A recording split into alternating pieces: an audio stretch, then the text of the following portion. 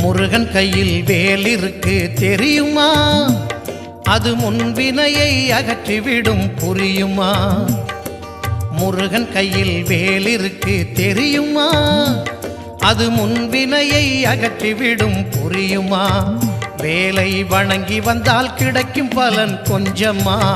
தாளை பணிந்து விட்டால் விதியும் நம்மை மிஞ்சுமா? வேலை வணங்கி வந்தால் கிடைக்கும் பலன் கொஞ்சமா? தாளை பணிந்து விட்டால் விதியும் நம்மை மிஞ்சுமா? அந்த முருகன் கையில் வேல் இருக்கு தெரியுமா? அது முன்வினையை அகற்றிவிடும் புரியுமா?